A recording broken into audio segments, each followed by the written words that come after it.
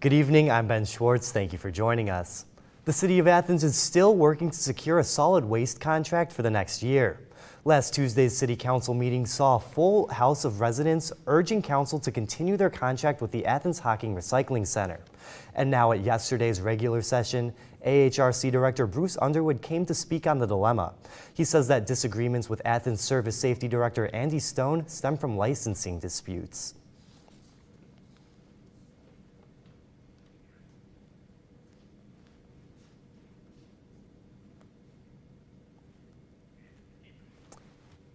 I'm sorry about those technical difficulties. Underwood says it is important that they clarify those issues so that everyone can be on the same page. Alexander local schools are ready to move forward after the passing of the Alexander School Levy. The Athens Board of Elections confirmed the passage of the levy after a mandatory recount Monday. According to Alexander School Board President John Hutchison, the next move is to take back fees imposed on students. Hocking College is among 16 community colleges throughout the state receiving a grant to help foster care system students. Hocking College President Betty Young says the funds will go toward helping students earn certificates for in-demand jobs.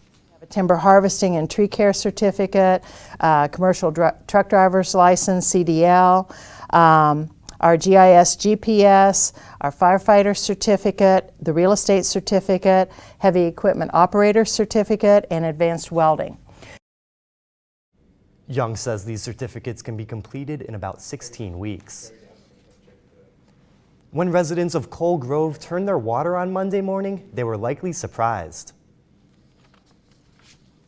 Yes, the city's water turned purple. It was caused by a pump malfunction at the water treatment plant that led to too much sodium being dispersed. The city flushed its water system several times Monday in attempts to rid the extra sodium, but residents still need to run their water until the color goes away. The city says that the purple water is harmless aside from staining clothes if washed. They say they have fixed the issue. In an effort to promote healthy landscaping and native plants, a new garden is being planted outside the Athens Community Center. Newswatch reporter Kaylin Martin has the story. At the Athens Community Center, across from the community playground and pool, sits a garden filled with native plants. The Winstondale Garden, filled with plants like milkweed and prairie grass, is doing more than just making the landscape look good, but also teaching people about the unique plants found in Ohio. Frank Porter, the supervisor at Winstondale Garden, says it's important for people to know the benefits of a native habitat. There are over 350 species of plants in these gardens. So when someone comes here and they walk through, they see just how diverse the flora of Ohio is. The center of the garden is a prairie. Towards the trees are types of plants you'd find on the edge of a forest. Then close to the sidewalk end of the garden is a wet area for plants that are suited for having wet feet and moisture. We took the little triangle, which is adjacent to this garden, and it was just grass like you see right now. And we removed the sod. For us, putting that in gives people a chance to at least know that prairies are in Ohio and that these are some of the plants that you would expect to find. In the 1700s, 1% of Ohio's land mass was covered in prairies. Now it's about 1% of that 1%. The building behind us is the backside of the Walter International Education Center, and it received points in its Silver LEED certification for its naturalized habitat. They eradicated all the invasive species, and staff did that, as well as summer student workers. Ohio University and Ohio community members are trying to make a change by bringing back native plants. For WOUB News, I'm Kaylin Martin. Community leaders hope the garden is seen as more than just pretty landscaping, but also teaches residents about local plants and the importance of native plants. The Meigs County Farmers Market is officially underway for the summer. In its grand opening Saturday, residents gathered in the Levy parking lot along the Ohio River to browse local produce, food, art, and music. Residents can register as a seller on the market's Facebook page, with artist and manager Stephanie Reif emphasizing the importance of encouraging local sellers. They make anything, jewelry, woodworking, paintings. If they grow a garden, they can come for the day at the market and be a part of this amazing event that we're having every weekend. And our heart is to encourage them in their business endeavors. The market is open every Saturday of the summer from 10 a.m. through 1 p.m.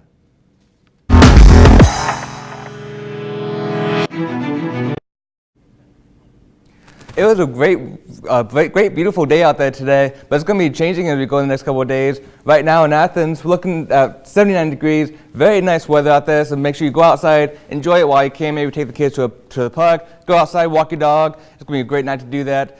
Taking a look around the region, 80 degrees in Athens, 81 for our southern counties, and 80 degrees up north. So across the board, very nice evening out there. Get out and enjoy it, 'cause that's going to be changing soon. So let's take a look at Preceptcast. We're under this storm of high pressure at the moment. This is giving us lots of sunshine. So as we get through the rest of the evening, it's going to stay beautiful. We are watching this rain coming into the Ohio area, so I'll be keeping an eye on that, and I'll let you know on my full forecast coming in just a few minutes when you can expect that rain coming in, Ben. Thank you, Blake. After extensive damage was done by tornadoes to Dayton, residents are now shifting their focus to a new problem, looting. Loss of power in the area is leading to an influx of looting in the area. This is forcing locals to get creative with how they defend themselves and protect their properties. Between arming themselves and creating their own neighborhood patrol, residents have done whatever it takes. Stay in the house, and I stay in the front of the house, and my girlfriend, she stays in the back of the house, and we can just cover the whole area. We take turns walking the property at night and making sure our generators aren't stolen. Residents are unable to move their belongings until insurance companies assess them. An Ohio school superintendent accused of sex charges involving 2 students has resigned. The Ravenna Record-Courier reports Laura Amaro, superintendent of Windham Exempted Schools, submitted her resignation last week. Amaro pleaded not guilty in April to charges of sexual battery, attempted sexual battery, and intimidation of a crime victim or witness. The West Virginia Senate has passed a bill that will, among other things, make teacher strikes illegal. Lawmakers are calling it the Student Success Act. An amendment was added to the bill Sunday that would put a ban on work stoppage, preventing teachers from getting paid and preventing students from participating in after-school activities. The governor says he's totally against that, even saying it could create a danger to students. The bill passed on an 18-16 vote. It now goes to the State House of Delegates. Charleston, West Virginia is looking to curb abortion protests. Charleston City Council voted 21-5 to approve restriction on protesting outside of abortion clinics. The law forbids people from blocking an entrance or exit and says protesters can't come within 8 feet of someone who is within 100 feet of the entrance to advocate a message or provide a pamphlet. Anti-abortion advocates have threatened legal action, claiming the ordinance impedes their right to free speech, while the ACLU is concerned that the ordinance's language is too broad. A Marietta man was killed after being struck by a train in Washington County. Authorities identified the man as 52-year-old Michael Douglas. In a statement, Washington County engineer Roger Wright said that Douglas was a 10-year employee of the Washington County Engineer's Office. Costing a lot more. Hear what President Trump had to say about looming tariffs. And see how the governor of Virginia is reacting following one of the deadliest shootings in the state's history. These stories and more when Newswatch returns.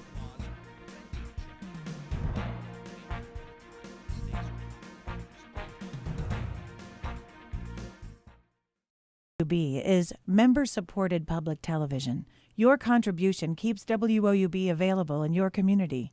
Become a member with a gift of $60 or more for access to stream more than 1,000 of your favorite PBS programs through WOUB Passport. Programs like Nature, Sherlock, and all episodes of Downton Abbey and Victoria. Pledge now at woub.org.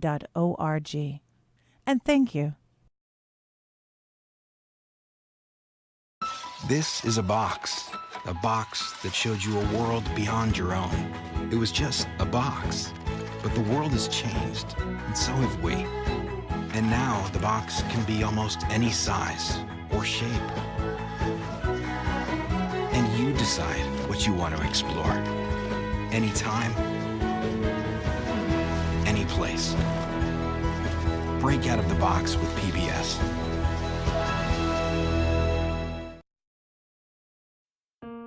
PBS had a special on Pearl Harbor, and once Landon started watching the show about the Arizona, he completely became fascinated. That's Donald Stratton, and that's me. And then his Christmas wish this year was to meet Donald Stratton, one of the survivors from the Arizona. So good to see you, buddy. Everything that Landon has learned from PBS, it's immeasurable. This is for you. Thank you, big guy. He is living proof of the effect that PBS has had on his life. I loved Ken Burns' series on the Civil War. It was deeply impacting. I love history.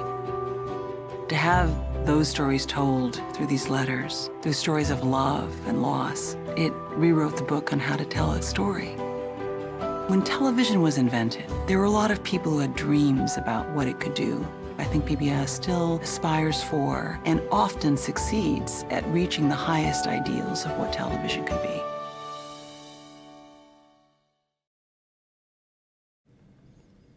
Following one of the deadliest mass shootings in Virginia's history, last week Governor Ralph Northam is calling for action. He wants lawmakers in his state to pass gun control measures that he says could help prevent a similar attack that left 12 people dead in Virginia Beach. Omar Jimenez has the details. If we can save one life because we act it now, it is worth it. Virginia Governor Ralph Northam is calling for a special legislative session and for action in the wake of a deadly shooting in Virginia Beach that left 12 people dead. This weekend's tragedy, as well as the tragedies that happen every day across Virginia, must instill in us a new level of urgency to act. Some of the proposals Governor Northam wants the legislature to address include banning magazines that hold more than 10 rounds, universal background checks, tougher penalties for anyone who leaves a loaded gun around a child, and a requirement to report a stolen gun within 24 hours. But some Republicans may not give him those votes and laws, instead offering their own. Virginia House of Delegates Speaker Kirk Cox releasing a statement in response, quote, "We intend to use that time to take productive steps to address gun violence by holding criminals accountable with tougher sentences, including mandatory minimums." Both weapons in Friday's attack were purchased legally, so it's unclear if new laws could have prevented the tragedy. But the debate comes at a time when the stakes are high, just days after the unimaginable. This is the most devastating day in the history of Virginia Beach. And as a community continues to mourn 12 of their own. We can turn pain into purpose. Let's get to work.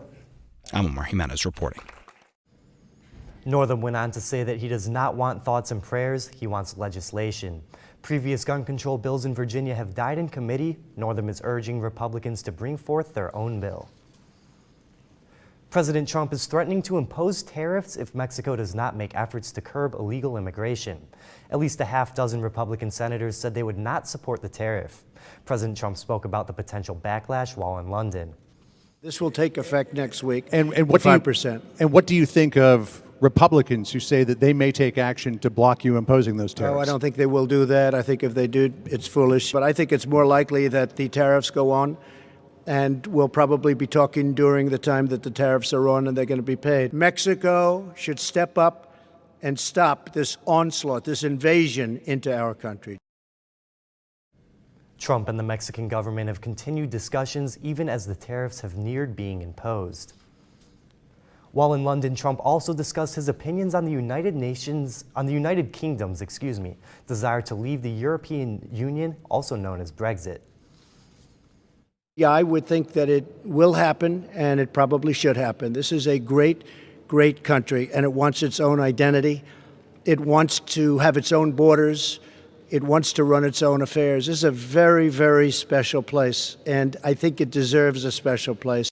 And I believe the Prime Minister's brought it to a very good point where something will take place in the not-too-distant future. I think she's done a very good job. I believe it would be good for the country, yes. Trump also added that he believes that UK Prime Minister Theresa May is a better negotiator than he was, and that Brexit would be what is best for the British people. The UK has until October 31st to put together a tangible plan and leave the European Union. We have big news for all you coffee drinkers. That story's still ahead. Enjoy the weather while you can, because more rain is on the way. I'll have your weekend forecast coming up next when Newswatch returns. But first, here's a look at stocks of local interest.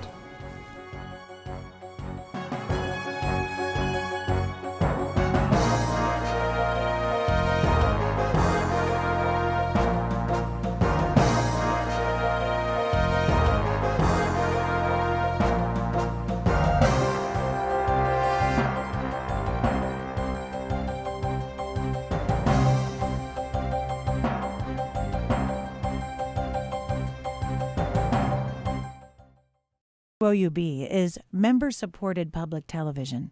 Your contribution keeps WOUB available in your community. Become a member with a gift of $60 or more for access to stream more than 1,000 of your favorite PBS programs through WOUB Passport. Programs like Nature, Sherlock, and all episodes of Downton Abbey and Victoria. Pledge now at woub.org. And thank you. I loved Ken Burns' series on the Civil War. It was deeply impacting. I love history. To have those stories told through these letters, through stories of love and loss, it rewrote the book on how to tell a story. When television was invented, there were a lot of people who had dreams about what it could do. I think PBS still aspires for and often succeeds at reaching the highest ideals of what television could be.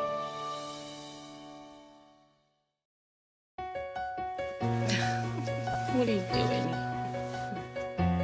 Possibilities. Your day is filled with them. Reach up, energy in the fingertips, collapse. TV, play Downton Abbey. And PBS helps everyone discover theirs.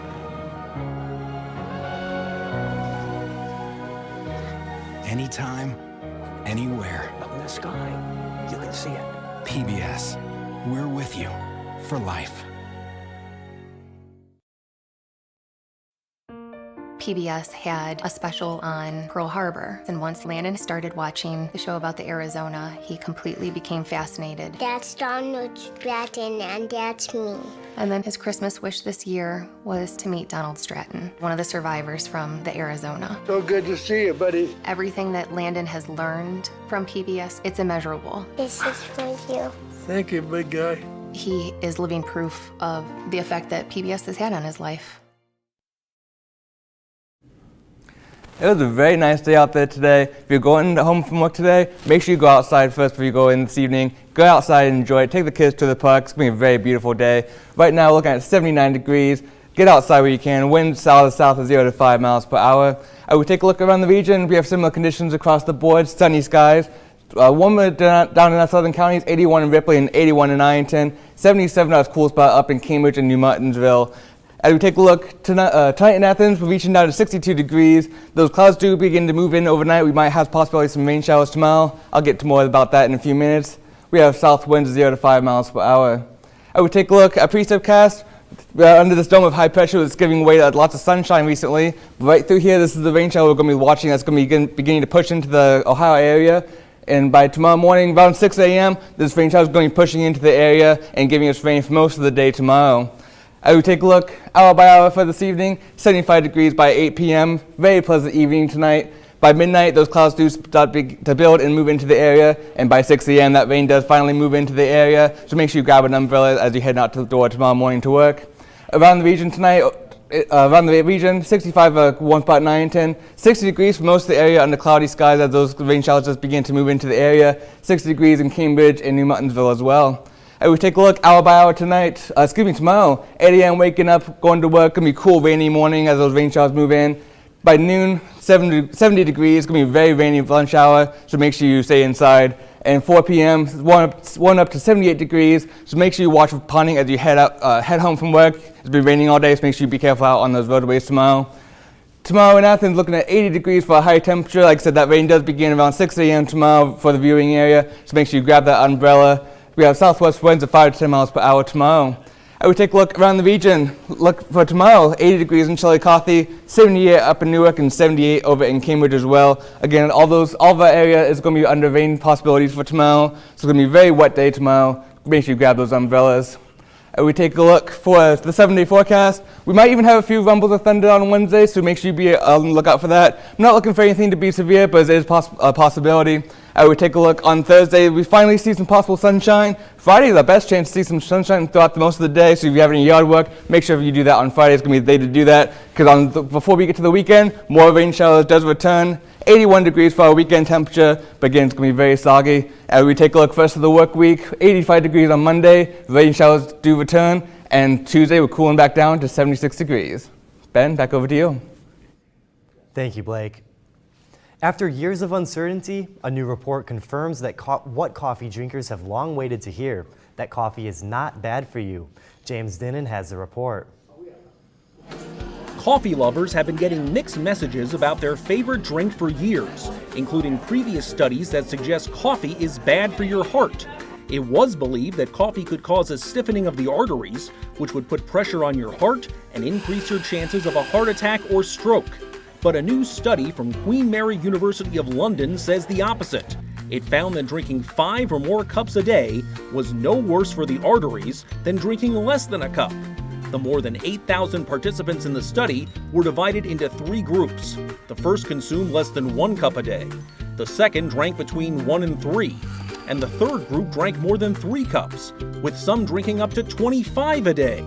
The participants then underwent an MRI heart scan and infrared pulse wave tests, with the results showing no difference in their heart health, considering factors such as their age, weight, and smoking status. So is coffee good for you? Well, this study does not determine that, but it is good news for those of you who love your cup of joe. For today's Health Minute, I'm James Dinan. Joe, I'm seeing that there's been a lot of changes at the top of OU's sports department recently. Yes, there has. Ohio has a new interim athletic director, and I will get back to that following the departure of Jim Schaus. And the Athens baseball pipeline continues to produce wins. Next on Newswatch. And thanks, stay tuned to WOUB. Here's a look at what's coming up tonight on your public television station.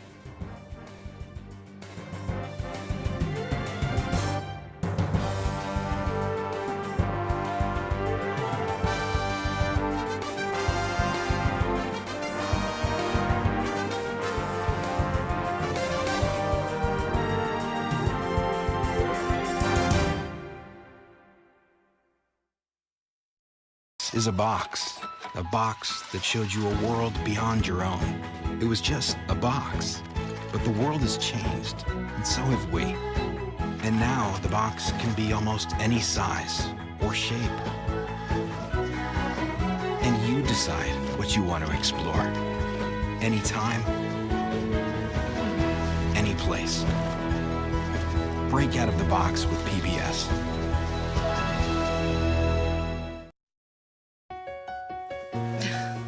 What are you doing? Possibilities. Your day is filled with them. Reach up, energy in the fingertips, collapse. TV, play Downton Abbey. And PBS helps everyone discover theirs.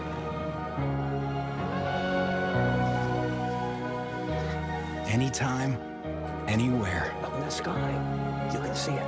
PBS. We're with you for life.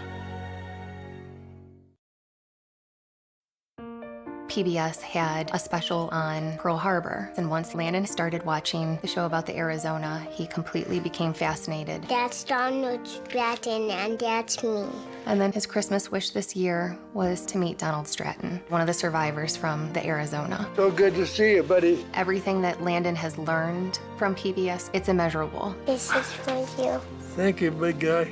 He is living proof of the effect that PBS has had on his life.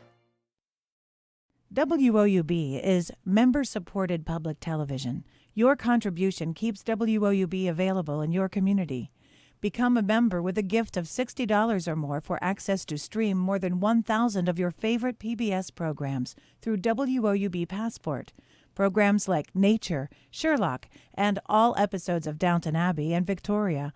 Pledge now at WOUB.org. And thank you.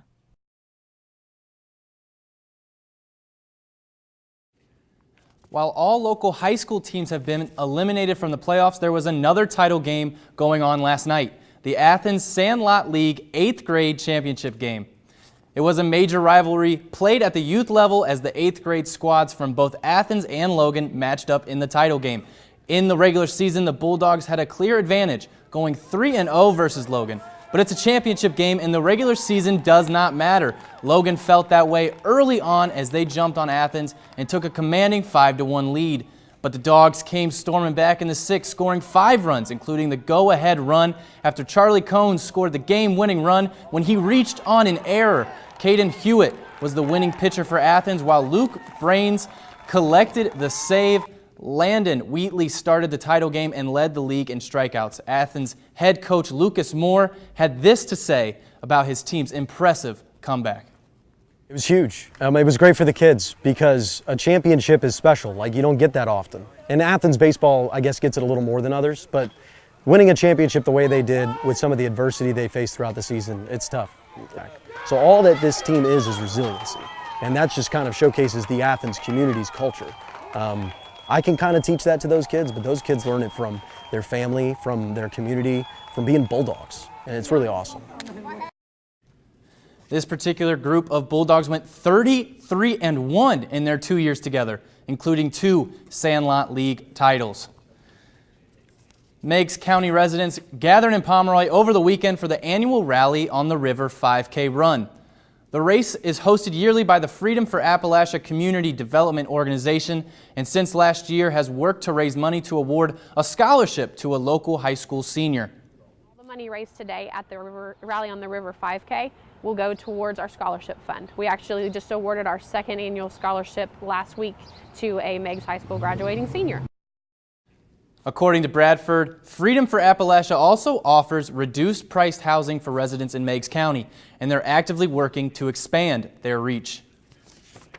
Following the departure of Athletic Director Jim Schaus, Ohio University named Amy Dean the interim athletic director. Dean previously served as the school's deputy athletic director, starting that role in 2016. Dean has been working for the university since 1999. She will officially begin her tenure on July 1st. All right, I'm Joseph Hennessy. That is it for sports. Back over to you, Ben. Thank you, Joe. One of the most dominant runs in Jeopardy history came to an end last night. James Holzhauer was just $60,000 away from breaking the show's all-time winnings record when he lost to Emma Betcher, a librarian from Chicago. Holzhauer, who was famous for his high wagers, shocked the audience when he put up a rather small wager in Final Jeopardy. Although Holzhauer lost the game, he did not go home empty-handed, winning well over $2 million during his time on the show, but fell short of the all-time record won by Ken Jennings in 2004. Now let's head back to Blake for a final look at our weather. It's a fantastic evening out there today, so make sure you get outside and enjoy it while you can, because it's not going to last very long. Right now, tonight in Athens, looking at 62 degrees. Those clouds are going to begin moving in overnight tonight, and the rain does start around 6 a.m. overnight. And we take a look tomorrow, 80 degrees for a high temperature. Those rain showers are going to be persistent for most of the day tomorrow. And remember your umbrella as you head out the door tomorrow, as you head into work. Southwest winds are 5 to 10 miles per hour. And we take a look at the next 7 days. Some sunshine might be possible on Thursday. Really good day on Friday, get outside. And on your weekend, more rain is going to be happening throughout the weekend. And as we head into the work week on Monday, Ben, it's going to be pretty rainy for the next couple of days after that. Yeah, thank you, Blake. I'm looking forward to that rain getting over with for sure. And that does it for our broadcast this evening. Thanks for watching. Stay tuned for the PBS NewsHour coming up next. And remember, you can find the latest news anytime at WOUB.org. I'm Ben Schwartz, and on behalf of Joe and Blake, have a great night.